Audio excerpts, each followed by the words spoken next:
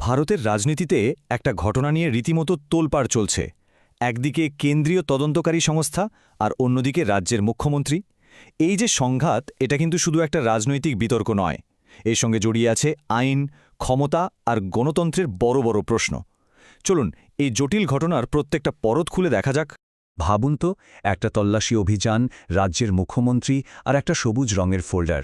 এই তিনটে জিনিস কিভাবে ভারতের যুক্তরাষ্ট্রীয় কাঠামোকে নাড়িয়ে দিতে পারে।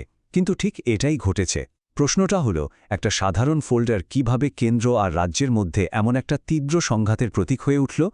এই পুরো নাটকের শুরুটা বুঝতে হলে আমাদের কিন্তু ফিরে যেতে হবে সেই দিনটাতে। কয়েকটা ঘণ্টার মধ্যে এমন কিছু ঘটনা ঘটেছিল যা এই বিতর্কের জন্ম দিয়েছে। তো চলুন সেই ঘটনাবহুল দিনে ঠিক কী হয়েছিল সেটা একবার দেখে নেওয়া যাক। তো দিনের ঘটনা প্রবাহটা ছিল এই রকম।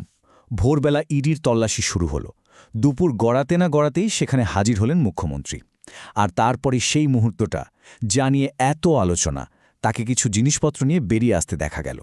এই কয়েকটা ঘন্টার ঘটনা থেকেই জন্ম নিল দুটো একেবারে আলাদা গল্প, যা নিয়ে এখন রাজনীতির তোলপাড়। একই ঘটনা, কিন্তু ব্যাখ্যা দুটো একদম উল্টো। এক পক্ষ বলছে এটা আসলে রাজনৈতিক প্রতিহিংসা, আর অন্য পক্ষের অভিযোগ এটা সোজাসুজি তদন্তের কাজে বাধা দেওয়া। চলুন দুই পক্ষের যুক্তিগুলো একটু খুঁটিয়ে দেখা যাক।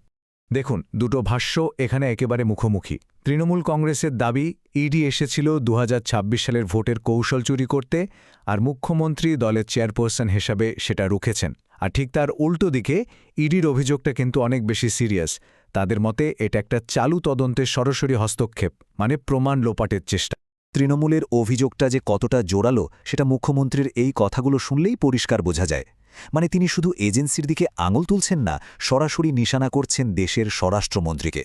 বুঝতেই পারছেন, লড়াইটা আর একটা তল্লাশির মধ্যে সীমাবদ্ধ নেই, এটা কেন্দ্র-রাজ্য সম্পর্কের একটা বড়সড় সংঘাতে পরিণত হয়েছে। আর যা হওয়ার তাই হলো, রাজনৈতিক ময়দান একদম গরম। বিজেপি বলছে এটা অসাংবিধানিক, আইনি ব্যবস্থা নিতে হবে। আর তৃণমূল, তারা তো সোজা রাস্তায় নেমে প্রতিবাদ করছে। বিষয়টাকে পুরোপুরি একটা রাজনৈতিক লড়াইয়ের চেহারা দিয়েছে। কিন্তু প্রশ্নটা হলো, এই একটা ঘটনা নিয়ে এত হইচই কেন? ভারতে কেন্দ্র-রাজ্য সংঘাত তো নতুন কিছু না। তাহলে এই বিশেষ ঘটনাটা কেন আগের সব উদাহরণকে ছাপিয়ে যাচ্ছে? কেন এটাকে একটা অভূতপূর্ণ ঘটনা বলা হচ্ছে? এর পেছনে কয়েকটা বড় কারণ আছে। এর গুরুত্ব আসলে তিনটে স্তরে। প্রথমত, একজন মুখ্যমন্ত্রী নিজে একটা সেন্ট্রাল এজেন্সি রেডের জায়গায় চলে যাচ্ছেন, এরকমটা সচরাচর দেখা যায় না। এটা যুক্তরাষ্ট্রীয় কাঠামোর জন্য একটা বড় ধাক্কা। দ্বিতীয়ত, প্রমাণ নিয়েই তো সব খেলা। সেটা যদি এদিক ওদিক হয়, তাহলে পুরো কেসই তো দুর্বল হয়ে পড়বে। আর তৃতীয় কারণটা হলো টাইমিং। ঠিক নির্বাচনের আগে এই ঘটনাটা আইন আর রাজনীতিকে একেবারে মিশিয়ে দিয়েছে। এই বিতর্কের একেবারে কেন্দ্রে আছে একটা আইনি শব্দ, চেন অফ কাস্টাডি। শুনতে কঠিন লাগলেও ব্যাপারটা খুব সহজ।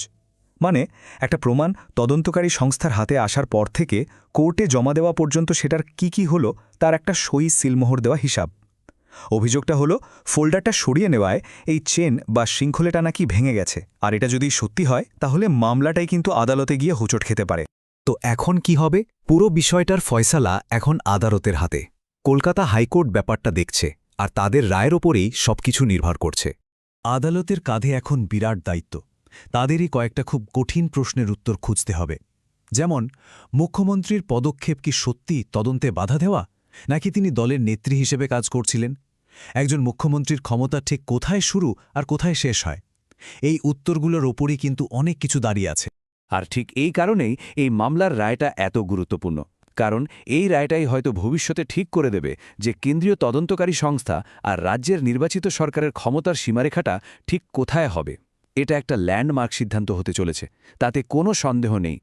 শেষ প্রশ্নটা তাহলে এটাই, যখন ক্ষমতা, আইনি প্রক্রিয়া আর রাজনীতি এমনভাবে জড়িয়ে যায়, তখন বিচার ব্যবস্থা কিভাবে তার রাস্তা খুঁজে বের করবে, বিশেষ করে একটা নির্বাচনের বছরে?